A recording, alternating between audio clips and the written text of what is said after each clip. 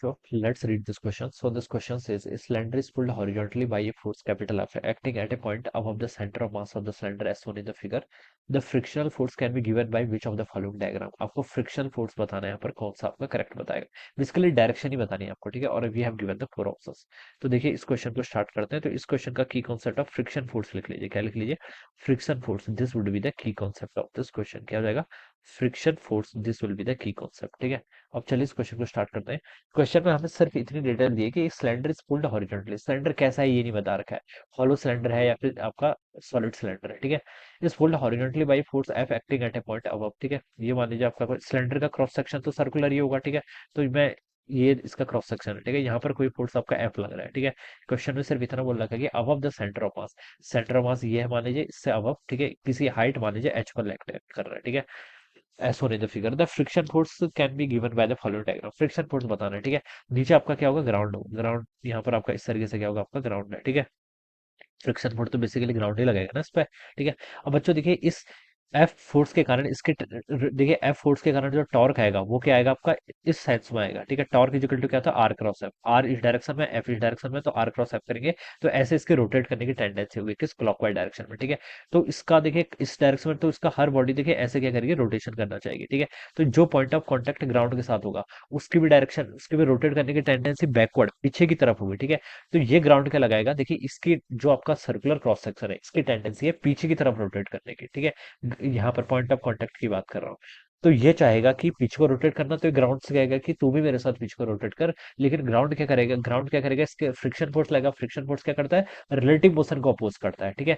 Ground का velocity तो zero है, इसकी वेलोसिटी क्या है? बैकवर्ड है. तो ये इसकी वेलोसिटी को अपोज करने के लिए इसमें फ्रिक्शन फोर्स लगेगा किसमें? Forward direction. इस डायरेक्शन में आपका फ्रिक्शन फोर्स लगेगा. इसको मैंने मान लीजिए एफ बोल दिया, स्मॉल एफ बोल दिया, ठीक है. ये मैंने कंसिडर कर रखा है. ये मैंने चलिए अगर मैं इसको एज्यूम भी कर लेता, ये मैंने अपना बेस्ट अप्रोक्सीमेशन से वैलिड कर रखा है, ठीक है. कि ऐसी डायरेक्शन आनी चाहिए, ठीक है.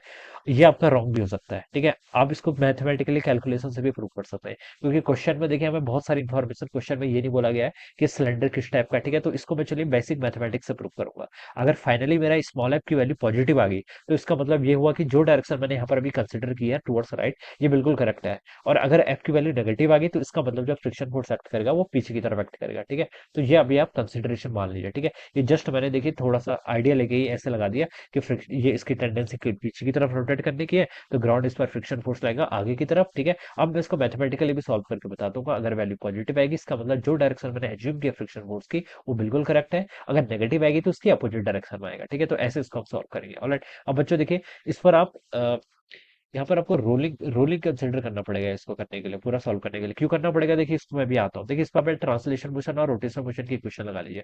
इसका मास मान लीजिए आपका एम के इक्वल है, ठीक है. तो हम लिख सकते हैं देखिए capital F plus small F, ये आपका ट्रांसलेशन मोशन के लिए रिस्पॉन्सिबल है. ये किसके इक्वल होगा? इसके मास टाइम्स इसका एक्सेलेरेशन हमने यहाँ पर ए एज्यूम कर लिया, ठीक है. ये आ जाएगा. This is my equation number 1 from the translation motion. अब रोटेशनल मोशन से देखिए बच्चों क्या बता सकता हूँ मैं. इसके कारण देखिए टॉर्क आएगा कैपिटल एफ के कारण. कैसे आएगा? देखिए आपका आर वेक्टर ऐसे है आर क्रॉस एफ, तो इसके कारण जो टॉर्क आएगा वो इस सेंस में आएगा. किस सेंस में? क्लॉकवाइज. तो क्लॉकवाइज में पॉजिटिव लिख लेता हूँ. कितना होगा आपका टॉर्क? होता है आपका आर क्रॉस एफ, तो एफ इंटू एच के इक्वल हो जाएगा, ठीक है. और इस स्मॉल एफ के कारण भी टॉर्क आएगा. स्मॉल एफ के कारण टॉर्क देखिए कैसे आएगा? आर क्रॉस एफ, यानी कि ऐसे रोटेट करूंगा तो ये आपका एंटी क्लॉकवाइज आ रहा है. तो अगर मैं क्लॉकवाइज को पॉजिटिव ले रहा हूँ तो इसको मुझे नेगेटिव लेना पड़ेगा माइनस एफ इंटू आर के इक्वल, ठीक है. और ये किसके इक्वल होता है? आपका टॉर्क आई टाइम्स एल्फा, ठीक है.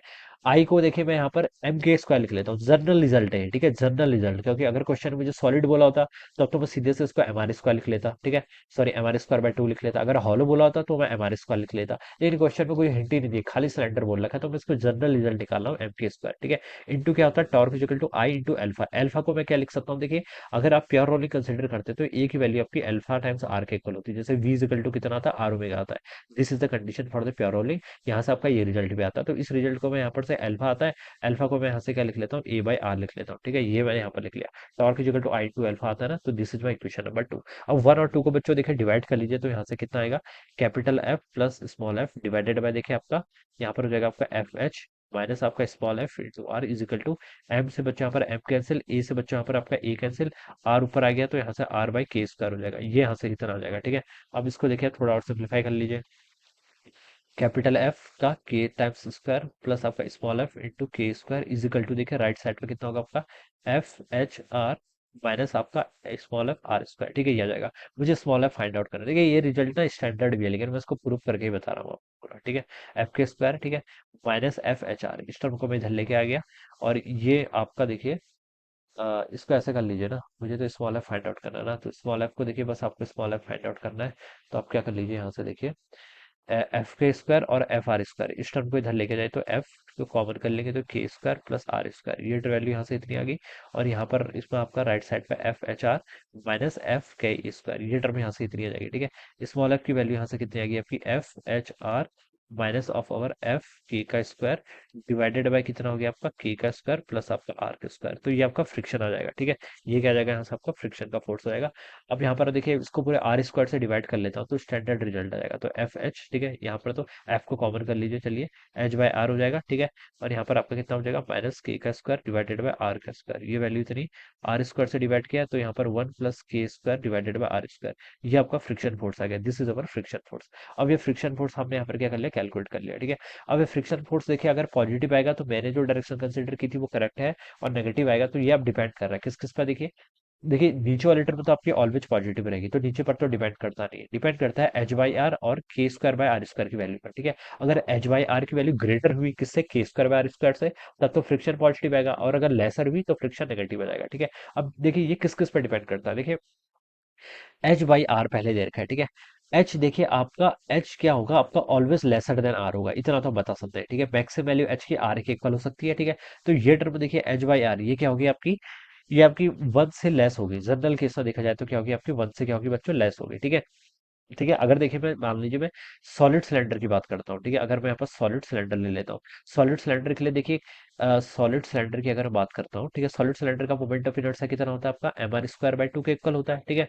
और यहाँ पर से इसको अगर मैं एम के स्क्वायर रेडियस ऑफ गायरेशन से कंपेयर करूँ तो के की वैल्यू कितनी हो जाएगी, आर बाय रूट टू के इक्वल हो जाएगी, ठीक है। या फिर मैं के स्क्वायर को यहाँ पर से किससे रिप्लेस कर सकता हूँ, आर स्क्वायर बाय टू से, किससे रिप्लेस कर सकता हूँ, ठीक है, आर स्क्वायर बाय टू लिख लेता हूँ, ठीक है। यहाँ से देखिए, यहाँ पर से बता सकता हूँ कि मैं यहाँ पर क्या लिख सकता हूँ, के स्क्वायर की वैल्यू कितनी आएगी, आर स्क्वायर बाय टू के इक्वल, ठीक है। इस वैल्यू को अगर मैं यहाँ पर पुट करूँ तो के स्क्वायर देखिए इस एक्सप्रेशन में पुट करूंगा तो आर स्क्वायर बाय टू ये कितना आएगा आपका, वन बाय टू के इक्वल आएगा, वन बाय टू के इक्वल आएगा। और मान लीजिए एफ आपका जो यहाँ पर एच है यहाँ पर, ठीक है, ये आपका वन बाय टू आएगा, यानी कि ये पीछे से आपका माइनस वन बाय टू आ गया, ठीक है। और आगे वाली टर्म में देखिए एच बाई आर, ठीक है।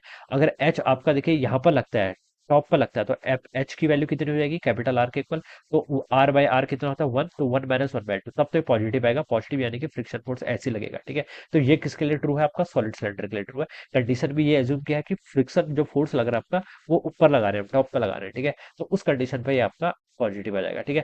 और अगर मैं देखिए इसको हॉलो सिलेंडर एज्यूम कर लेता हूँ, क्या एज्यूम कर लेता हूँ, हॉलो सिलेंडर। हॉलो सिलेंडर के केस में बच्चों क्या होता है आपका, हम लिख सकते हैं एम के स्क्वायर किसके इक्वल होगा आपका, हॉलो सिलेंडर का moment of inertia M R square होता है, के स्क्वायर की वैल्यू आर स्क्वायर के इक्वल होगी। तो यहाँ पर से देखिए K square by R square, K square को यहाँ पर आर स्क्वायर पुट कर दो तो पीछे से तो माइनस वन आ जाएगा, ठीक है। और एच बाई आर वाली टर्म रहेगी, ठीक है। अब एच आपका देखिए मैक्सिमम केस में आर से लेस ही होगा, ठीक है। तो ये जो वैल्यू आएगी H by R minus one की वैल्यू, ये टोटल वैल्यू आपकी नेगेटिव हो जाएगी, नेगेटिव हो जाएगी तो इस केस में आपका फ्रिक्शन फोर्स क्या करेगा, जो डायरेक्शन मैंने एज्यूम की है उसके अपोजिट डायरेक्शन में लग जाएगा, ठीक है। तो फ्रिक्शन की फोर्स की वैल्यू देखिए डिटरमाइन नहीं कर सकते ऐसे, हमें केस बताना होगा कि आपका सॉलिड है या फिर हॉलो सिलेंडर है, ठीक है। पहले तो ये बताना पड़ेगा, और दूसरा फिर ये भी बताना पड़ेगा जो आपका पॉइंट ऑफ कॉन्टेक्ट है एच है, वो कहाँ पर है, ठीक है, उसकी वैल्यू कितनी है। तो इस चीज पर डिपेंड करेगा, तो हम इन जनरल ऐसे डेटा नहीं बता सकते, तो उसका right answer cannot be interpreted होना चाहिए, ठीक है। सो ऑप्शन डी क्या होना चाहिए इसका राइट आंसर, ठीक है। तो इस तरीके से बच्चों हम क्या करेंगे, इस क्वेश्चन को सॉल्व करेंगे, alright. So I hope you are understood this concept, all the best and thank you so much.